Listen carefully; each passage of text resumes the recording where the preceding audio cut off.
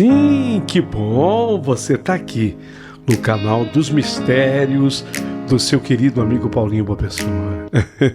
Muito obrigado, viu? Obrigado pelo carinho de vocês. Mas essa história que está preparada aqui, eu fiquei assim impressionado como que Deus é marcante, é presente na vida do ser humano, né? Em todos os sentidos e aspectos. E às vezes eu fico pensando que o amor de Deus é tão infinito que é capaz de amar até quem não o ama. Deus não leva em consideração essa coisa de ser correspondido nos seus sentimentos. É a minha forma de entender. Deus ama a humanidade. Deus ama o ser humano. E até que esse ser humano descubra a importância de amar ao outro, ao próximo, ele descobrirá também a importância de amar a Deus. Até que isto ocorra, Deus o amará pelos dois. Porque essa história diz exatamente isso. Esse senhor do qual eu vou falar, ele não amava Jesus antes de tudo que aconteceu na vida dele. Mas, bem, eu não posso dar spoiler. Eu quero que você ouça essa história inteira, porque ela está cheia de sobrenaturalidades e de mistérios. Está tudo pronto, tudo preparado. E você, preparado aí? Antes de eu começar, um pedido todo especial. Quero que você se torne membro do nosso canal. Isso é muito importante e é a única forma que a gente tem para crescer aqui no canal. Seja membro. Será uma honra muito grande você ser sócia do nosso canal assinando por ele. Outro pedido que lhe faço com carinho é que, se você quiser também uma música, você sabe que agora a produção ela faz música para quem pede, né? Então, de repente, a pessoa fala: eu queria tanto fazer uma música para minha mãe, Dia das Mães está chegando. Ô Paulinho, eu queria fazer uma música, como é que eu faço? Você vai entrar em contato com a nossa equipe de produção pelo seguinte WhatsApp, anote aí: São Paulo, 0 operadora 11 951 33 6677. Faça contato 951 33 6677 e nós iremos te atender com todo carinho, com todo amor, tá bom? Mas obviamente mande essa mensagem a tempo, porque tem gente que fala assim: mas sabe o que acontece? Meu pai faz aniversário amanhã. Queria fazer uma música para ele agora. Não é bem assim, tá? Uma música, ela vai depender de um trabalho às vezes muito bem elaborado. A gente tem que criar uma letra, temos que entender a pessoa homenageada. Então, lógico que isso demanda assim um tempo curto, é verdade, mas não pode ser assim, igual a gente pede uma pizza. Meia mussarela, meia calabresa. Não é assim, tá bom? Então manda um pouquinho antes, faça o teu pedido. O nosso telefone, o WhatsApp é 951 33 6677. Então, curiosa para saber o que aconteceu com esse gaúcho? Ele é gaúcho. Ele é de Passo Fundo, tchê. Ele é gaúcho de Passo Fundo, é caminhoneiro. E a história dele é muito interessante. Então eu te digo com todo carinho, prepare o seu coração para as coisas que eu vou contar, porque a história do gaúcho aqui no canal dos mistérios acabou de começar.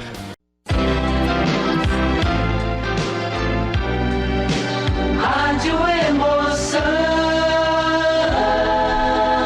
Paulinho Boa Pessoa. A verdade de cada um.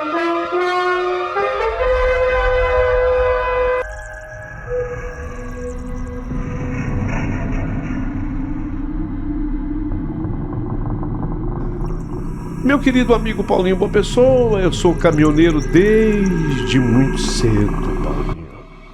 Profissão que eu herdei do meu pai. Não foi só a profissão que eu herdei dele, não. Outras coisas eu também herdei, e algumas não muito boas, até que muito pelo contrário. Vocês vão saber já já. Eu estou e estava mais do que nunca acostumado com estradas longas, poeiras, madrugada fria, solidão, ainda mais naquelas bandas do sul, tchê. Quando faz frio, faz pra valer.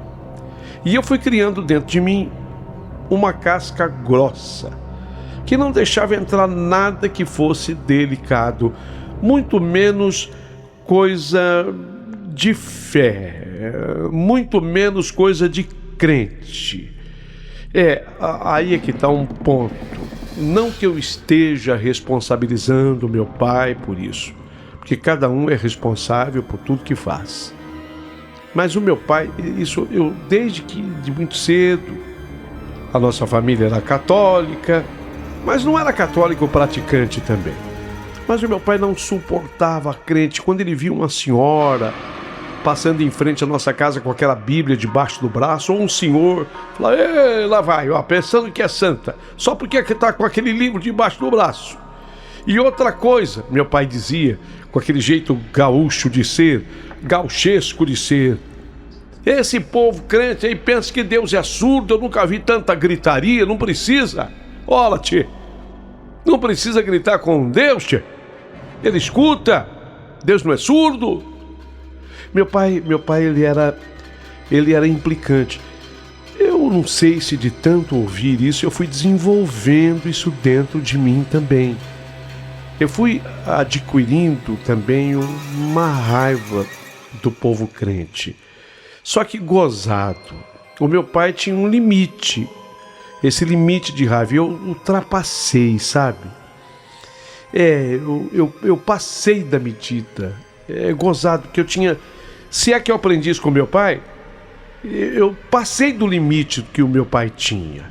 Eu não suportava, mas eu não suportava aquele povo indo com aquele paletó, às vezes surrado, aquele blazerzinho curto, indo para a igreja, aquela Bíblia debaixo do braço, aquilo tudo mexia comigo, eu não suportava mesmo.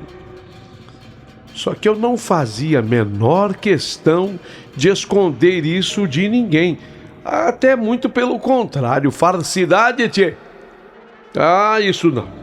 Podiam me acusar de tudo menos de falsidade. Eu fazia questão de demonstrar. Para que vocês entendam, eu me casei também em Passo Fundo. Casei com uma moça muito bonita, prendada, de nome Amanda. E desde que nós nos casamos, que a minha casa era aquela. Era uma casa que ficava quase em frente a uma igreja evangélica. Ai. Dessas igrejas simples, a parede clara. Na verdade, era uma parede pintadinha assim de um azul claro, não o azul céu. E que vivia sempre aquela igreja com a porta aberta, onde o povo se reunia com uma alegria que na época eu chamava de alegria fingida. Isso é fingimento, isso não existe. Eu dizia que era tudo teatro, que aquilo era só um jeito do pastor arrancar dinheiro do bolso daquele povo simples, que o pastor não era aquele só. Eu dizia, pastor nenhum prestava, e aquele povo era tudo enganado. E eu, como vivia mais na estrada do que em casa, os dias em que eu estava por lá, eu acabava virando um inferno na vida daquele povo. Ou melhor, eu fazia questão de transformar a vida daquele povo no que eu chamo de verdadeiro inferno. Domingo era o pior dia. Quando começava o culto, eu querendo assistir a minha televisão, eu às vezes querendo ver uma vitória do Grêmio sobre o Inter, e começava aquele barulho naquela igreja, o pastor levantava a voz para começar a pregar, meu Deus do céu. E além de tudo, sobre o púlpito, o altar, ele tinha assim uma espécie de uma mesa Era uma mesa onde ele batia a mão sobre aquela mesa, ele pregava e batia a mão naquela mesa. Aquilo vazava da igreja, passava por aquelas paredes e entrava no meu tímpano, e aquela caixa de som alta, alta, alta. Então eu considerava domingo o pior dia, quando começava aquele bendito, eu até falava outra coisa, aquele bendito culto, e o pastor levantando a voz, e o povo que começava a cantar. Oh, meu Deus do céu, eu nunca vi tanta música. Eu nunca vi uma pregação com tanta música. E os gritos, oh glória, oh glória, oh glória, aleluia, aleluia, aleluia. Meu pai tinha razão. Aquele povo parecia que sentia que Deus fosse surdo, e gritava, e gritava, e gritava, e cantava, e cantava, e cantava. Eu ficava desesperado. Sabe o que eu fazia? Comigo é assim. Comigo é assim. Estão fazendo barulho? Estão acabando com o meu jogo? Estão acabando com o meu programa de televisão? É guerra. Aí eu pegava meu caminhão, que não é pequeno. Meu caminhão, que não é pequeno, é um caminhão trucado, motorzão potente. Aí eu pegava meu caminhão, fazia uma manobra, e eu colocava assim um caminhão bem na frente daquela igreja. Aí eu ligava o motor. Eu ligava o motor. E ali eu acelerava, como se eu estivesse disputando uma corrida com o próprio capeta, com o próprio diabo. E eu ia acelerando. E a buzina? A buzina do meu caminhão, então, era uma potência. E eu segurava com gosto uma buzina longa, estridente, cortando o som dos hinos.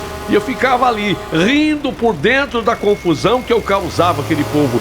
As irmãs saíam lá de dentro da igreja, coitadas, com aquele jeito manso, tentando conversar comigo. E eu gritava sem dó, cala a boca! Cala a boca! Se vocês calarem a boca aí, eu paro aqui!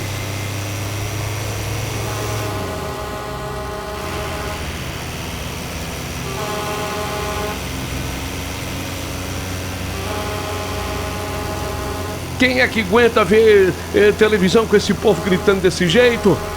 Manda esse pastor calar a boca, que eu desligo o motor do caminhão. E aquilo virava uma guerra, virava um verdadeiro escândalo. Gente tentando apaziguar, outras olhando com tristeza, algumas até chorando, e eu ali, me sentindo grande, poderoso, dono daquela situação. Em dias de chuva, então, dias de chuva eu fazia pior. Eu sabia exatamente a hora que eles iam chegando ou saindo do culto. O que eu fazia? Eu passava com meu caminhão nas poças d'água, eu jogava lama, água para tudo que é lado, sabe? Você só via gente escondendo a Bíblia debaixo das blusas, até dentro da calça. Eu vi um senhorzinho esconder a Bíblia outro dia. Eu falei, faz isso, esconde a Bíblia debaixo da calça, isso é pecado. Era minha vingança contra aquele povo. Eu não sei, mas eu odiava crente. Eu tinha ódio. Hoje eu sei que aquilo tudo era uma miséria de espírito de minha parte. Hoje eu sei. Na minha casa a situação não era muito diferente. Minha esposa, Amanda, vivia tentando consertar o que eu estragava. E eu até descobri depois que ela já tinha ido várias vezes naquela igreja pedir desculpas em meu nome, de cabeça baixa, explicando que eu era um sujeito muito nervoso, que eu não era assim ruim de verdade, mas eu fazia questão de aparentar aquela ruindade toda, quando essa ruindade eu não tinha. Eu tinha sim, era meu jeito, mas também eu era daquele jeito. Não é que eu estava, eu era. Entende como é que é diferente estar do que ser? Mas naquela época, se alguém me dissesse isso, eu ria na cara. Para mim, eu era o certo, o mundo estava errado. Aliás, eu vim aprendendo aquilo com meu pai. Não estou jogando a responsabilidade pro velho, não. Não. É disso que o velho gosta, é disso que o velho quer. Meu pai estava no outro mundo, mas ele odiava crente. E aquilo veio para mim. Só que eu passei dos limites. Em casa a situação era terrível também. Meus filhos, a Laurita com seus 12 anos e o Pablo, meu menino com 10, eles me olhavam com uma mistura de medo e admiração. Eu era o pai, o provedor, mas também eu era o homem que gritava, que explodia, que não tinha paciência com absolutamente nada. Eu me achava assim, eu me achava o dono da razão. O tal do machão, o homem que não se dobra. Até que um dia... Pois é. Um dia a estrada me levou mais longe do que eu imaginava.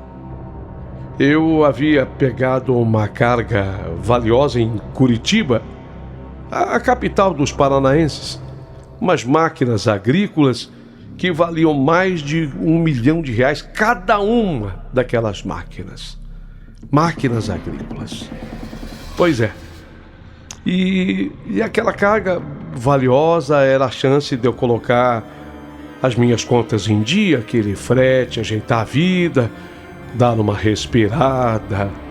Eu até que pensei quando eu peguei a estrada satisfeito, vou ganhar meu dinheiro e pelo menos me livro da barulheira daqueles crentes imundos na frente da minha casa que não me deixam assistir um programa de televisão, não me deixam assistir um jogo de futebol.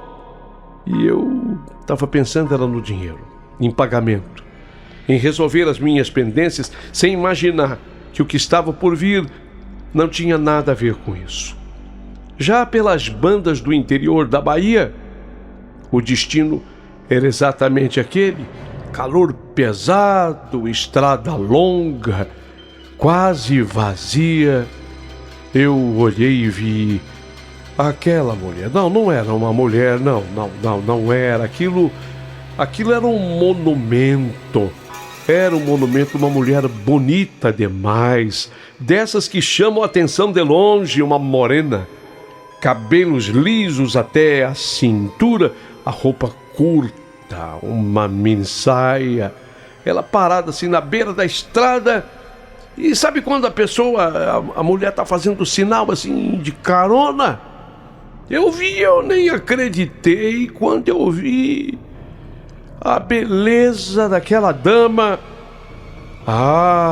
Eu parei. Eu não vou mentir agora. Aliás, não era a primeira vez que eu fazia isso, não. Dentre os defeitos, e eu tinha muitos, eu vivia mais carregado de defeito do que meu caminhão carregado de mercadorias. Essa é que é a verdade. Eu carregava mais defeitos comigo. E não vou mentir agora, não posso mentir. Não adianta mentir. Não era a primeira vez que eu parava para aquilo, não. Mas era a primeira vez, isso sim, que eu vi uma mulher tão linda. Que prenda linda, uma morena de fechar comércio, como a gente gosta de dizer no sul. Que morena, belíssima. Aí ela entrou assim no caminhão, com aquele sorriso que parecia já saber o que ia acontecer. E não demorou muito para a conversa tomar outro rumo. Aquelas coxas roliças, aquela perna bonita. Ela partiu dela, ela propôs um encontro. Não era de graça. De graça. Se fosse de graça, tem injeção na veia, mas um monumento daquele, uma mulher daquela, não poderia ser de graça mesmo.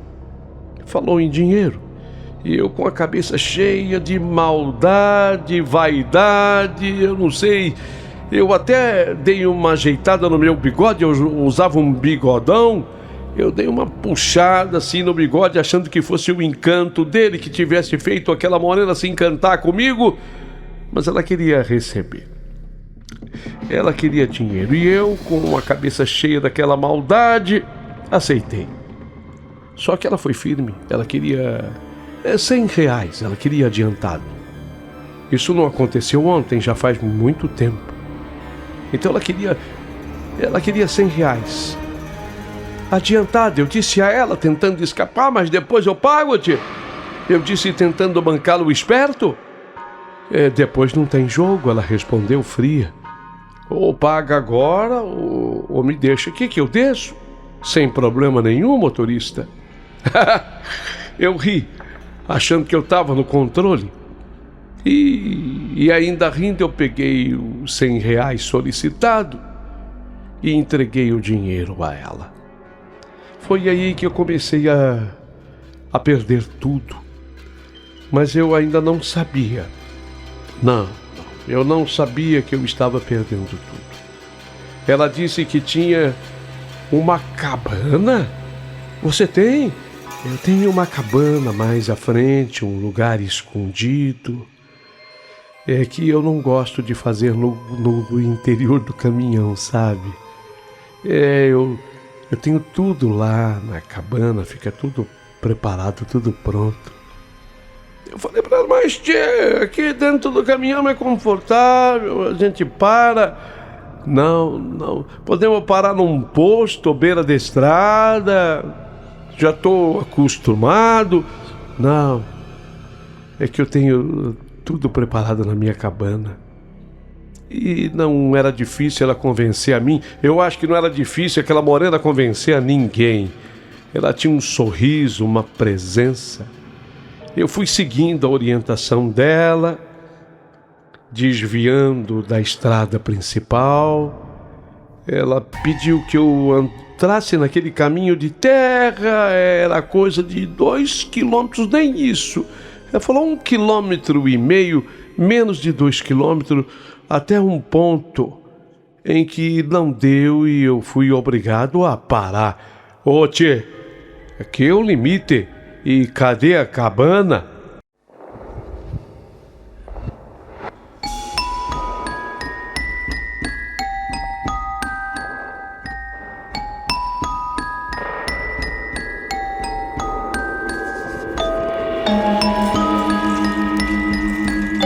A verdade é que não havia cabana nenhuma.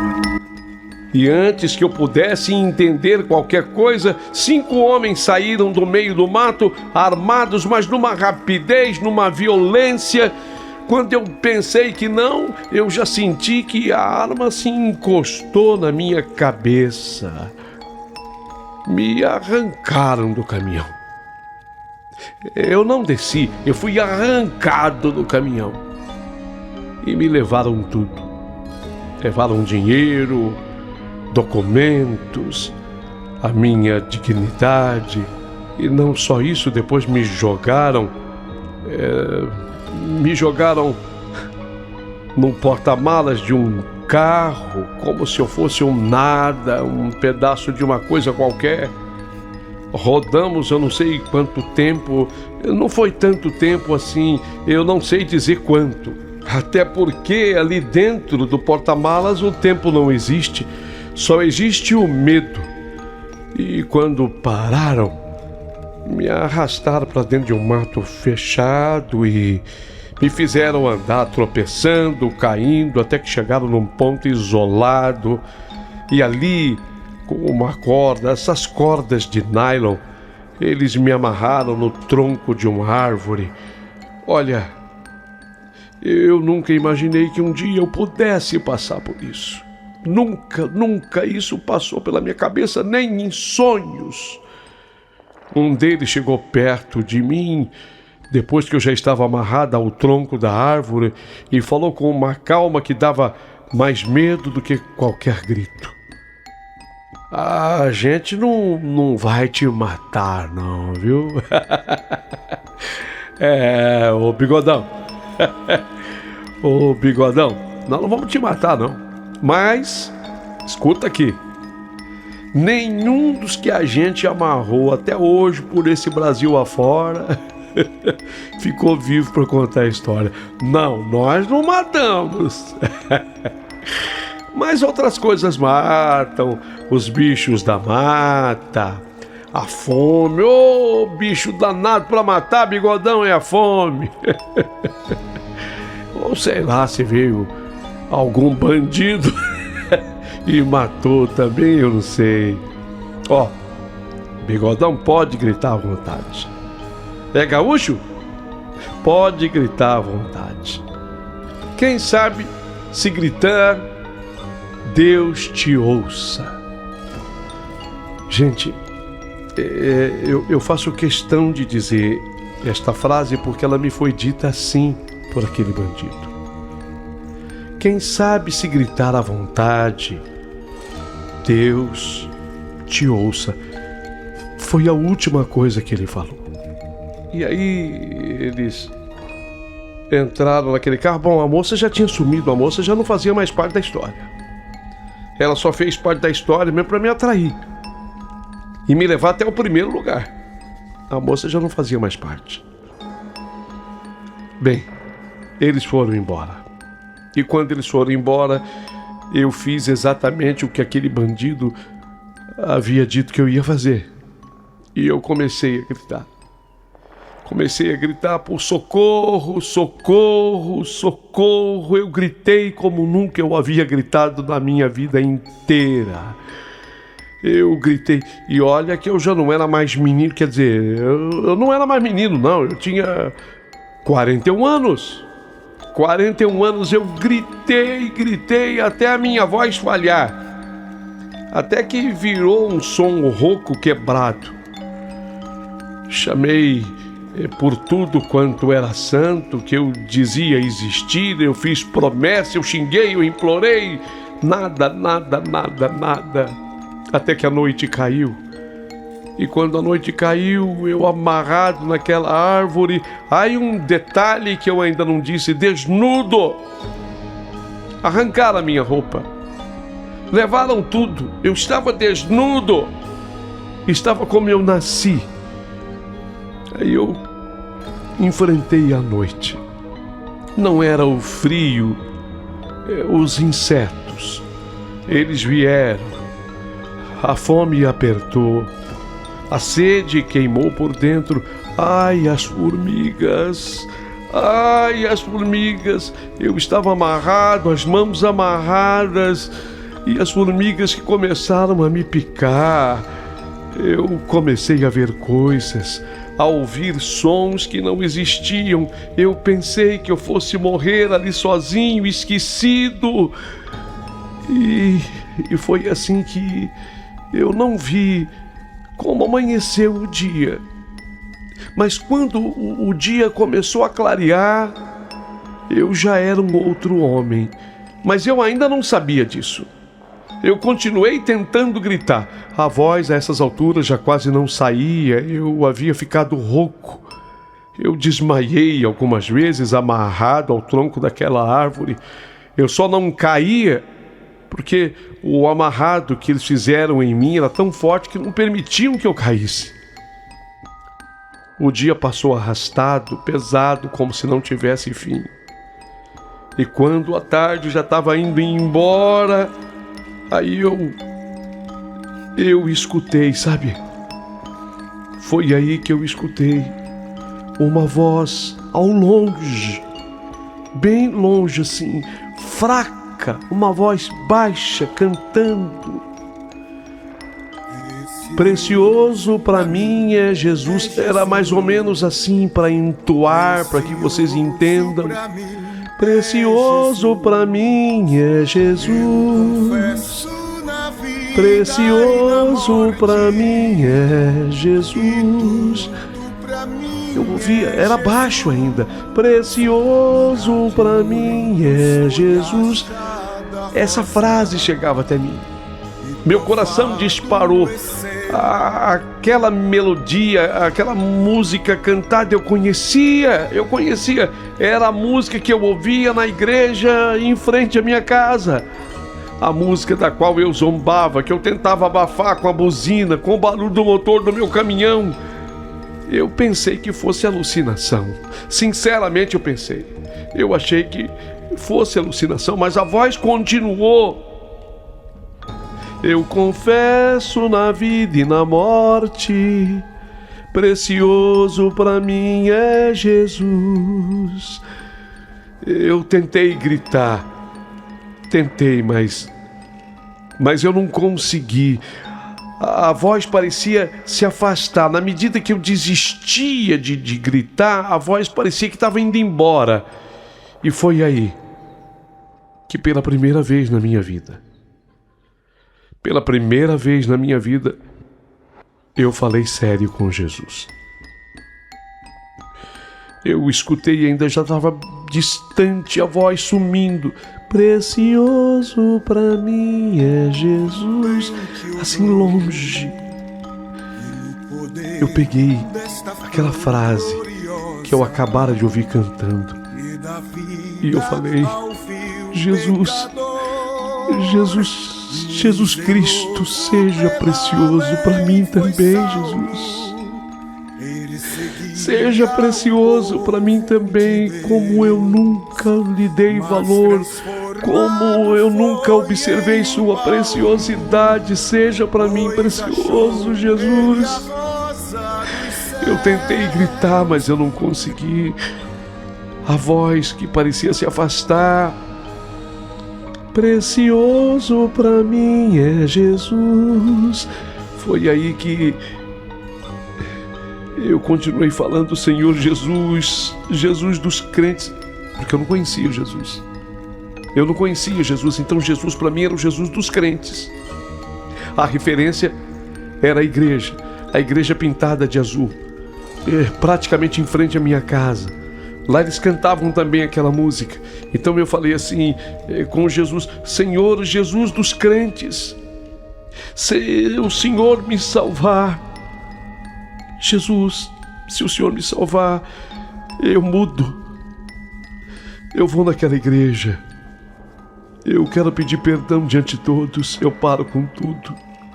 Eu viro crente. Mas me salva.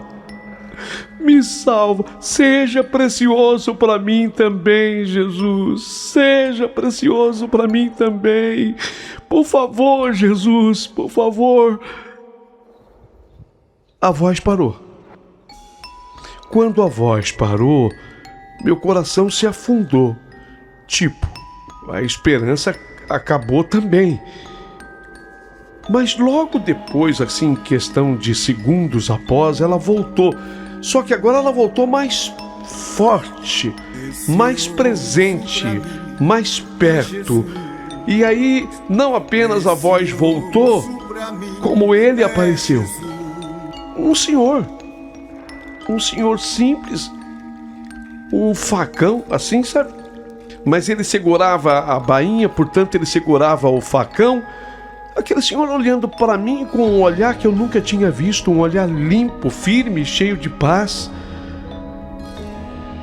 O que aconteceu com o senhor? Eu não tinha palavras para dizer. Eu apenas disse: me amarraram, por favor, me socorre.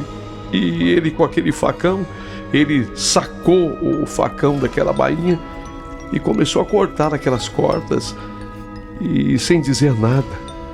E eu estava sendo sustentado de pé, porque aquilo estava me segurando. Então quando ele cortou aquelas cordas, eu caí no chão. Eu estava sem forças. Eu estava praticamente sem energia nenhuma, sem vida, sabe? Eu caí assim no chão.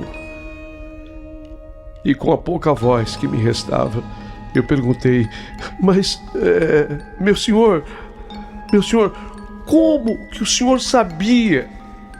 Como que o senhor sabia que eu estava aqui? Ele coçou assim a cabeça, como quem não tinha entendido direito a minha pergunta. E ele foi sincero: não, eu não sabia não, senhor. Eu nem vinha para essas bandas hoje. Eu estava em casa, pronto para dormir, quando uma voz na minha cabeça começou: vai cortar um cabo para enxada? Eu achei até estranho, sabe, moço? Mas eu peguei o facão e vim. Cheguei num lugar, mas a voz dizia que não era ali. Eu vim mais para dentro, então. Já estava indo embora quando a voz me disse: volta, é para você voltar. E eu voltei. Quando eu voltei, eu te achei. Eu olhei para aquele senhor com lágrimas misturadas com a poeira e falei para ele: por um acaso foi Jesus que mandou o senhor aqui? O senhor é crente? o senhor é crente? Ele sorriu e falou assim para mim em resposta, achando que eu fosse e eu era. A paz do senhor, irmão. E eu nunca pensei que eu fosse capaz de responder a esse cumprimento. Quando ele falou a paz do senhor, irmão, eu respondi, a paz do senhor, irmão. A paz do senhor. Eu respirei fundo, como quem nasce de novo. E disse para ele, eu não era, mas agora eu sou, eu também sou crente, eu também sou. Aquele senhor não morava distante, quer dizer, não morava distante dali para ele, porque ele estava acostumado a andar, mas ele me levou até a casa dele, me deu água, me deu comida. Ele era mais franzino, menor do que eu sempre fui mais corpulento, mas ainda assim ele me emprestou roupa que mal cabia em mim. Eu tive que vestir uma calça dele que ficava aberta assim na cintura, porque não tinha a menor condição de eu fechá-la. Mas mesmo assim eu me vesti. A calça ficou assim na canela, parecia mais uma bermuda. Mas naquele momento eu senti que eu não era mais aquele mesmo homem que havia chegado na Bahia. Depois de tudo o que aconteceu, como se fosse a continuação de um milagre, eu estava transformado. Bem, a sequência do milagre veio. Eu procurei um posto policial e não demorou muito tempo para as boas notícias chegarem. A polícia rodoviária interceptara os criminosos, recuperara meu caminhão, a carga, tudo. Eu poderia dizer que foi sorte, mas eu sei que não foi isso. Não foi sorte. Foi um milagre.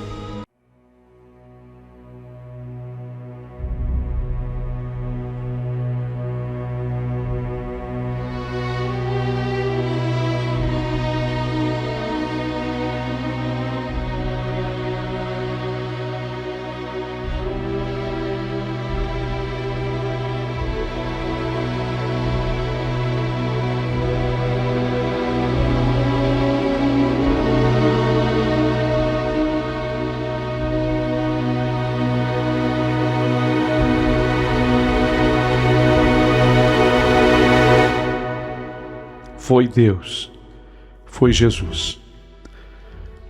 Antes de eu ir embora, eu conversando ainda com aquele senhor que me salvou a vida, que se chamava Leonel, eu descobri, e aqui é que vem o complemento do milagre. Leonel, ele tinha uma irmã chamada Leonor, e essa irmã dele, Leonor, tinha ido trabalhar no sul do país. E aí eu descobri que Leonor tinha ido exatamente para a cidade na qual eu morava, Passo Fundo. Meu coração deu um salto. Passo Fundo é minha cidade, tchê. É lá que eu moro. Leonor é nome da sua irmã? Sim, era o nome da irmã dele. Eu voltei para casa diferente. Não foi de um dia para o outro, mas foi verdadeiro. Fui naquela igreja, entrei pela primeira vez, não para atrapalhar. Aliás, quando os irmãos me viram, os ajudantes dos pastores, quando eles me viram, eles vieram impedir a minha entrada, tipo assim, ele vai fazer uma bagunça aqui dentro, ele vai fazer um escândalo de novo, ele vai quebrar alguma coisa dentro da igreja. Senhor, pois não, o que foi? Sabe, queriam saber o que estava acontecendo. Vieram mais ou menos uns 4 rapazes conversar assim comigo. Falei, não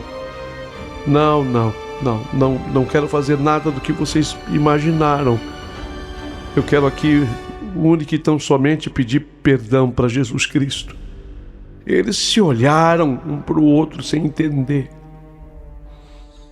E eu fiz isso. Pedi perdão a Jesus.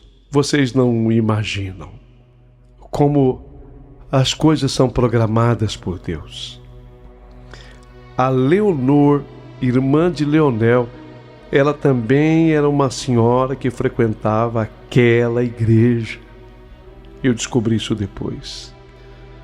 Foi naquele dia, quando eu descobri a Leonor também, que eu entendi que não tinha sido coincidência, nem sorte, nem acaso. Foi a resposta, foi a misericórdia, foi Deus. E hoje, quando alguém me pergunta quem eu sou, eu digo sem vergonha, sem nenhuma ironia, sem raiva. Eu sou Cícero. Eu sou caminhoneiro. E pela graça de nosso Senhor Jesus Cristo, eu sou crente. Eu sou crente. Assim como a minha mulher também se tornou e meus filhos também se tornaram. Meu querido amigo Paulinho Boa Pessoa, continuo sendo caminhoneiro, mas acima de tudo continuo sendo crente. E tenho te ouvido através do YouTube, por essas estradas do Brasil. Agradeço demais a atenção de todos e como eu gostaria de pedir a você que primeiro fale com a tua equipe e faça uma música sobre a minha história. Como eu adoraria escutar uma música que você fizesse baseada essa música em tudo que eu vivi. E lhe pedindo mais. Eu queria que as pessoas mandassem suas opiniões, comentassem sobre a história do gaúcho de Passo Fundo, o Cícero, que perseguia os crentes, como Paulo, o apóstolo Paulo, perseguia os cristãos. Eu era assim também. Mas no meu caminho, que não foi exatamente o caminho de Paulo, não foi exatamente o mesmo caminho. Meu caminho foi nas terras baianas. O chamariz de Paulo era outro. O meu chamariz foi Linda Morena. Que tudo se deu. Paulo ia a Damasco. Eu ia à Bahia. Já estava nela. Eu não sei. Mas entre as nossas histórias há muito mais semelhanças do que eu pude imaginar, Paulo. Essa é a minha história. Paulo, Boa Pessoa.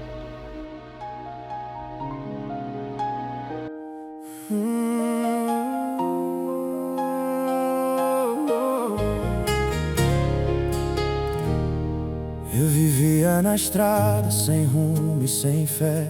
Coração endurecido, não dobrava o pé.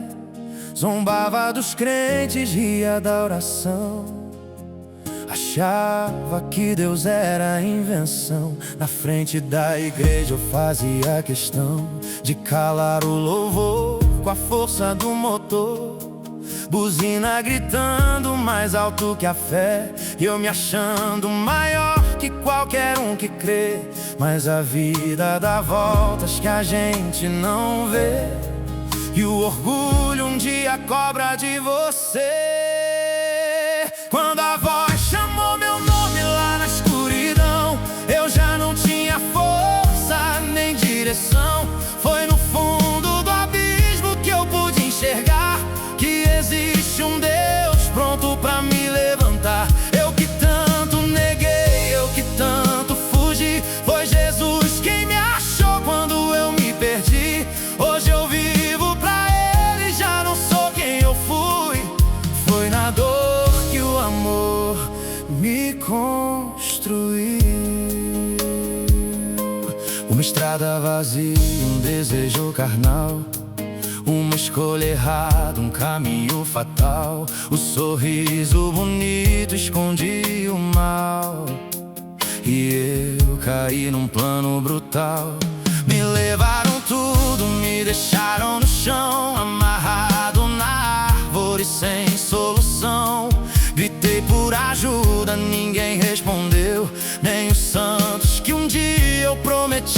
escureceu. Quando a noite caiu, eu pensei, é o fim, mas algo ainda estava por vir. Ao longe eu ouvi uma canção que eu zombava com tanto desprezo. Precioso pra mim é Jesus, e aquilo quebrou o meu peito. Quando a voz chamou meu nome lá na escuridão, eu já não tinha força nem direção. Foi no fundo do abismo que eu pude enxergar que existe um Deus pronto pra me levantar. Eu que tanto neguei, eu que tanto fugi, foi Jesus quem me achou quando eu me perdi. Hoje eu vivo pra Ele, já não sou quem eu fui. Foi na dor que o amor me construiu.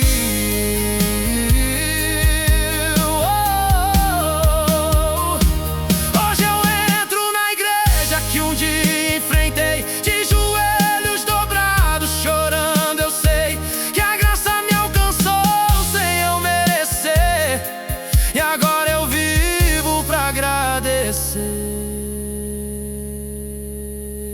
Precioso pra mim é Jesus, agora eu canto e sei por quê.